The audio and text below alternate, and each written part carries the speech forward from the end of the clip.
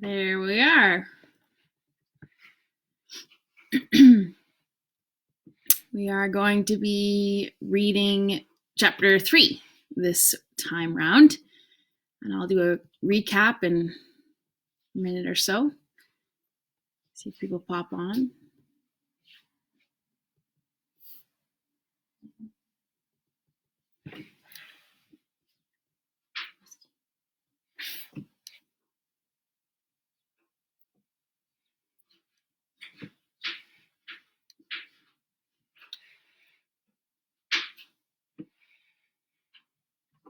Well, I'm not sure if anybody's on here, but I'll get started. I guess people can always go back and watch. So this is the third chapter. So chapter 1, we were just introduced to the characters, Lucy, Edmund, and Eustace. And the chapter was called, oh gosh, I always forget, A Picture in the Bedroom. The picture, so it's a magical picture, and they fall through and into Narnia, and this is their third time coming into Narnia. And so they land on Caspian's boat, on his ship. You can tell Judah that Uncle Joel's in the kitchen. Anyway, so they land on Caspian's ship, on a ship, and in chapter 2 they get a tour, and it's this beautiful little Narnian ship, and we get introduced to Eustace's displeasure. He's not happy with where he's at, and he really wants to get off the boat. And we also get introduced to Eustace's, I guess, the conflict between Eustace and Read-Aloud, the mouse. And Eustace's issues. He's just a little selfish kid, and he's never had real experience with conflict, and his parents kind of didn't raise him very well. So we're going to see Eustace grow in this book. But anyways, chapter 3 is called The Lone Islands. And there's actually a map, so I'm going to show it to you first so you get a sense of what's going on here. The story we're going to read today is based around these islands, the Lone Islands. So you get Fellamath is this one here, and then you have Avra here, and you have Durn is here. And they're going to do some activity in the next couple chapters here. So if you can get that map straight in your head, it will help. Okay. So, the Lone Islands, chapter 3. Land in sight, shouted a man in the bows. Lucy, who had been talking to Rince on the poop, came pattering down the ladder and raced forward. As she went, she was joined by Edmund, and they found Caspian, Drinian, and Read-Aloud already on the forecastle. It was a coldish morning, the sky very pale, and the sea very dark blue with little white caps of foam. And there, a little way off on the starboard bow, was the nearest of the Lone Islands, Fellamath, like a low green hill in the sea, and behind it, further off, the gray slopes of its sister, Durn. Same old Fellamath, same old Durn, said Lucy, clapping her hands. Oh, Edmund, how long it has been since you and I saw them last. I never understood why they belonged to Narnia, said Caspian. Did Peter, the High King, conquer them? Oh, no, said Edmund. They were Narnian before our time, in the days of the White Witch. By the way, I have never yet heard how these remote islands became attached to the crown of Narnia. If ever I do, and if the story is at all interesting, I may put it in some other book. Are we to put in here, sire? Said Drinian. I shouldn't think it would be much good landing on Fellamath, said Edmund. It was almost uninhabited in our days, and it looks as if it was still the same. The people lived mostly on Durn and a little on Avra. That's the third one. You can't see it yet. They only kept sheep on Fellamath. Then we'll have to double the cape, I suppose, said Drinian, and land on Durn. That'll mean rowing. I'm sorry we're not landing on Fellamath, said Lucy. I'd like to walk there again. It was so lonely, a nice kind of loneliness, and all grass and clover and soft sea air. I'd love to stretch my legs too, said Caspian. I'll tell you what, why shouldn't we go ashore in the boat and send it back, and then we could walk across Fellamath and let the Don Treader pick us up on the other side? If Caspian had been as experienced then as he became later on in this voyage, he would not have made this suggestion. But at the moment it seemed like an excellent one. Oh, let's do, said Lucy. You'll come, will you? Said Caspian to Eustace, who had come on deck with his hand bandaged. Anything to get off this blasted boat, said Eustace. Blasted, said Drinian. What do you mean? In a civilized country like where I come from, said Eustace, the ships are so big that when you're inside you wouldn't know you were at sea at all. In that case, you might as well just stay ashore, said Caspian. Will you tell them to lower the boat, Drinian? The king, the mouse, the two Pevensies, and Eustace all got into the boat and were pulled to the beach of Falmouth. When the boat had left them and was being rowed back, they all turned and looked around. They were surprised at how small the Dawn Treader looked. Lucy, of course, was barefoot, having kicked off her shoes while swimming, but that is no hardship if one is going to walk in downy turf. It was delightful to be ashore again and to smell the earth and grass, even if at first the ground seemed to be pitching up and down like a ship, as it does usually for a while if one has been at sea. It was much warmer here than it had been on board, and Lucy found the sand pleasant to her feet as they crossed it. There was a lark singing. They struck inland and up a fairly steep, though low, hill. At the top, of course, they looked back, and there was the Dawn Treader, shining like a great bright insect and crawling slowly northwestward with her oars. Then they went over the ridge, and they could see her no longer. Doorn now lay before them, divided from Falmouth by a channel about a mile wide. Behind it and to the left lay Avra.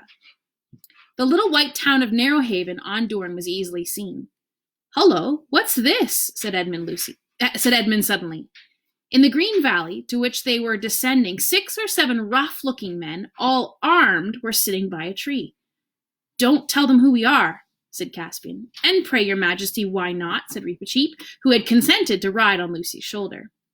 "It just occurred to me," said Caspian, "that no one here can have heard from Narnia for a long time. It's just possible that they might not still acknowledge our overlordship, in which case it might not be quite safe to be known as the king." "We have our swords, sire," said Reepicheep. "Yes, Reep, I know we have," said Caspian.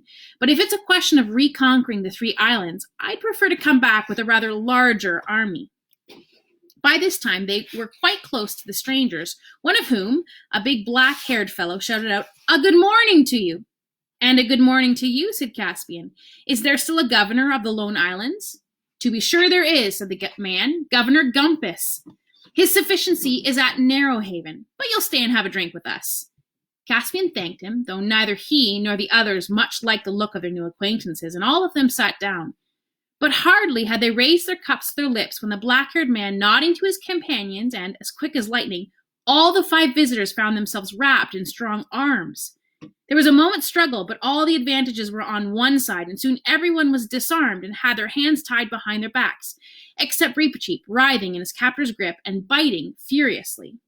"Careful with that beast, Tax," said the leader. "Don't damage him. He'll fetch the best of the price of the lot, I shouldn't wonder." Oh, I got a picture for you. I'll show you. Sorry, I couldn't find it. There we go.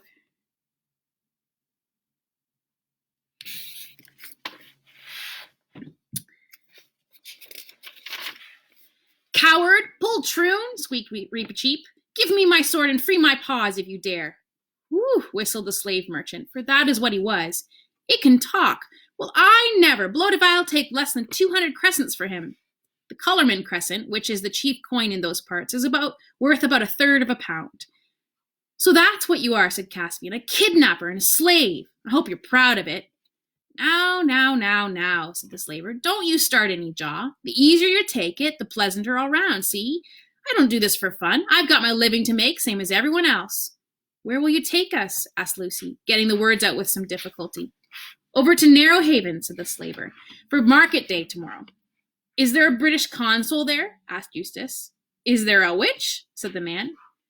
But long before Eustace was tired of trying to explain, the slaver simply said, "Well, I've had enough of this jabber. The mouse is a fair treat, but this one would talk the hind leg off a donkey. Off we go, mates." Then the 4 human prisoners were roped together, not cruelly but securely, and made to march down to the shore. Reepicheep was carried. He had stopped biting on the threat of having his mouth tied up, but he had a great deal to say, and Lucy really wondered how any man could bear to have the things said to him which were said to the slave dealer by the mouse. But the slave dealer, far from objecting, only said, "Go on," whenever Reepicheep paused for breath, occasionally adding, "It's as good as a play," or "Blimey, you can't almost help thinking it knows what it's saying," or "Was it one of you that trained it?" This so infuriated Reepicheep that in the end the number of things he thought of saying all at once nearly suffocated him, and he became silent. When they got down to the shore that looked toward Doorn, they found a little village and a long boat on the beach, and, lying a little further out, a dirty, bedraggled-looking ship. Now, youngsters, said the slave dealer, let's have no fuss, and then you'll have nothing to cry about. All aboard. At that moment, a fine-looking bearded man came out of one of the houses, an inn, I think, and said, Well, Pug, more of your usual wares? The slaver, whose name seemed to be Pug, bowed very low and said in a wheedling kind of voice, Yes, please, your lordship. How much do you want for that boy? Asked the other, pointing to Caspian. Ah, said Pug, I knew your lordship would pick out the best. No deceiving your lordship with anything second-rate. That boy, now, I've taken a fancy to him myself. Kind of got fond of him, I have. I'm that tender-hearted. I am that tender-hearted, I didn't ever ought to have taken up this job.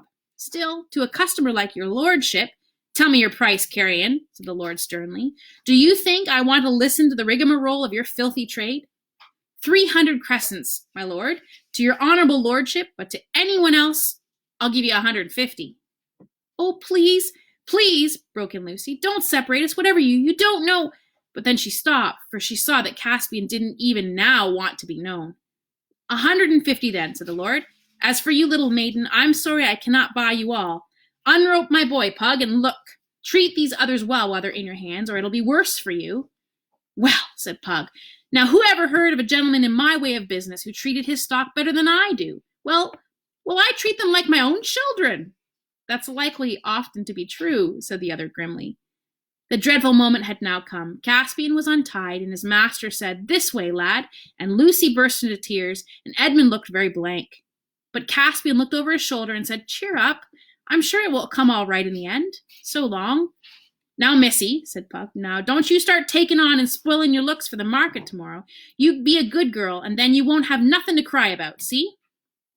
Then they were rowed out to the slave ship and taken below into a long, rather dark place, none too clean, where they found many other unfortunate prisoners. For Pug was, of course, a pirate, and had just returned from cruising among the islands and capturing what he could. The children didn't meet anyone whom they knew. The prisoners were mostly Galmians and Terebinthinians, and there they sat in the straw and wondered what had happened to Caspian, and tried to stop Eustace talking as if everyone except himself was to blame. Meanwhile, Caspian was having a much more interesting time. The man who had bought him led him down a little lane between two of the village houses, and so out into the open place behind the village. Then he turned and faced him. You needn't be afraid of me, boy, he said. I'll treat you well. I bought you for your face. You reminded me of someone. May I ask of whom, my lord? Said Caspian. You remind me of my master, the King Caspian of Narnia. Then Caspian decided to risk everything on one stroke. My lord, he said, I am your master. I am Caspian, King of Narnia. You make very free, said the other. How shall I know this is true? Firstly, by my face, said Caspian. Secondly, because I know within 6 guesses who you are. You are one of those 7 lords of Narnia whom my uncle Miraz sent to sea and whom I came out to look for. Argos, Byrne, Octesian, Restamar, Mavramorn, or I've forgotten the others. And finally, if your lordship will give me a sword, I will prove on any man's body in clean battle that I am Caspian, the son of Caspian, lawful king of Narnia, lord of Cair Paravel, and emperor to the Lone Islands. By heaven, exclaimed the man, it is his father's very voice and trick of speech. My liege, your majesty. And there in the field he knelt and kissed the king's hand. The moneys your lordship disbursed for our person will be made good from our own treasury, said Caspian. They're not in Pug's purse yet, sire, said the Lord Byrne, for he it was, and never will be, I trust. I have moved his sufficiency the governor 100 times to crush this vile traffic in man's flesh. My Lord Byrne, said Caspian, we must talk of the state of these islands, but first, what is your lordship's own story? Short enough, sire, said Byrne. I came thus far with my 6 fellows, loved a girl of the islands, and felt I had had enough of the sea, and there was no purpose in returning to Narnia while your majesty's uncle held the reins, so I married and have lived here ever since. And what is this governor, this Gumpus, like? Does he still acknowledge the king of Narnia for his lord? In words, yes, all is done in the king's name. But he would not be pleased to find a real live king of Narnia coming in upon him, and if your majesty came before him alone and unarmed, well, he would not deny his allegiance, but he would pretend to disbelieve you. Your grace's life would be in danger. What following has your majesty in these waters? There is my ship just rounding the point, said Caspian. We are about 30 swords if it came to fighting. Shall we not have my ship in and fall upon Pug and free my friends whom he holds captive? Not by my counsel, said Byrne. As soon as there was a fight, 2 or 3 ships would put out from Narrowhaven to rescue Pug. Your majesty must work by a show of more power than you really have, and by the terror of the king's name. It must not come to plain battle. Gumpus is a chicken-hearted man and can be overawed. After a little more conversation, Caspian and Byrne walked down to the coast a little west of the village, and there Caspian winded his horn. This is not the great magical horn of Narnia, Queen Susan's horn. He had left that at home for his regent Trumpkin to use if any great need fell upon the land in the king's absence. Drinian, who was on the lookout for a signal, recognized the royal horn at once, and the Dawn Treader began standing in to shore. Then the boat put off again. In a few moments, Caspian and the Lord Byrne were on deck explaining the situation to Drinian. He, just like Caspian, wanted to lay the Dawn Treader alongside the slave ship at once and board her, but Byrne made the same objection. Steer straight down this channel, Captain, said Byrne, and then round to Avra where my own estates are. But first, run up the king's banner, hang out all the shields, and send as many men to the fighting top as you can. And about 5 bow shots hence, when you get open sea on your port bow, run up a few signals. Signals? To whom? Said Drinian. Why, to all the other ships we haven't got, but which might as well be that Gumpus thinks we have. Oh, I see, said Drinian, rubbing his hands. They'll read the signals. What shall I say? Whole fleet round the south of Avra and assemble at Burnstead, said the Lord Byrne. That'll do excellently. Their whole journey, if there were any ships, would be out of sight from Narrowhaven. Caspian was sorry for the others languishing in the hold of Pug's slave ship, but he could not help finding the rest of the day enjoyable. Late in the afternoon, for they had to do all by oar, having turned to starboard round the northeast end of Doorn and port again round the point of Avra, they entered into a good harbor on Avra's